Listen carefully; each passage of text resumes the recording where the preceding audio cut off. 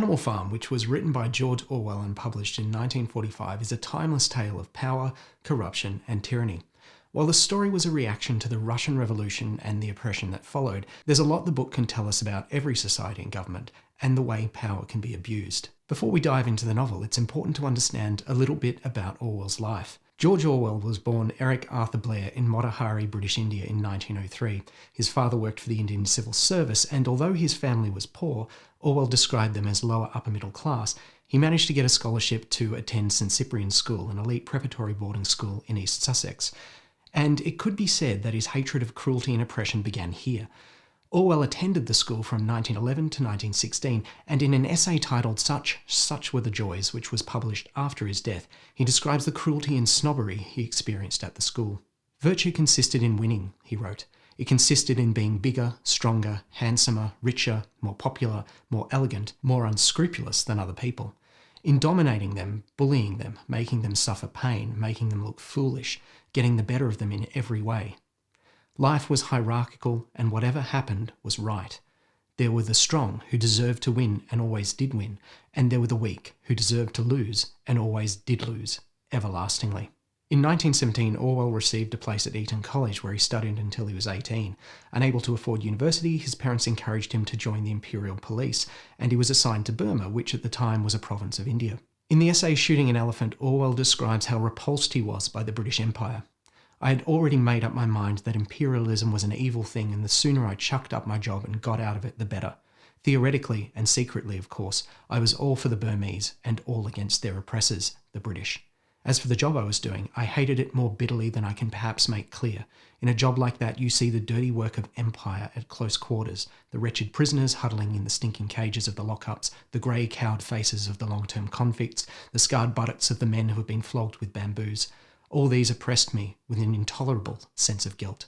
During his time in Burma, Orwell attended local churches and became fluent in Burmese.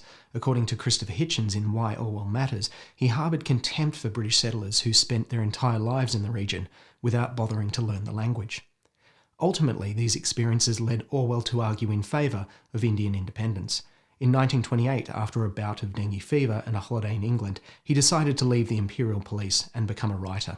For the next 7 years, he wrote essays and novels, including Down and Out in Paris and London, Burmese Days, The Road to Wigan Pier, and Keep the Apodistra Flying. During this time, he was preoccupied with ideas of class, poverty, and socialism. He fervently argued that our goal should be a world of free and equal human beings. As always, this writing was on the side of the oppressed and the downtrodden. In 1936, Orwell travelled to Spain, where he fought in the Spanish Civil War, joining the struggle against the fascist military revolt. As Christopher Hitchens notes, when Spain was menaced by fascism, he was among the first to shoulder a rifle and feel the weight of a pack. The squalor and horror of the Spanish Civil War was a defining moment for Orwell. Every line of serious work that I've written since 1936 has been written directly or indirectly against totalitarianism and for democratic socialism. After being shot in the throat, Orwell returned to England in the middle of 1937. Because of these injuries, he was unable to serve in the Second World War. During that time, he joined the Home Guard, continued writing, and worked for the BBC. It was during the Second World War that Orwell started writing Animal Farm. The novel is his response to the Russian Revolution in 1917 and the tyranny that followed. At the time, there were many British intellectuals who praised what they called the Great Soviet Experiment and ignored the atrocities committed in the name of communism. Although Orwell was a lifelong socialist, it was clear that the communist government in the USSR had become a brutal and repressive regime. Animal Farm doesn't shy away from this inconvenient fact.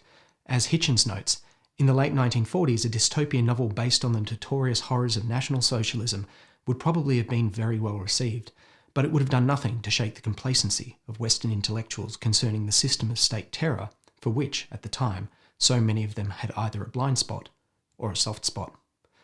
Orwell's self-confessed ability for facing unpleasant facts is one of the reasons his work and his ideas continue to resonate. In 1948, Orwell published 1984.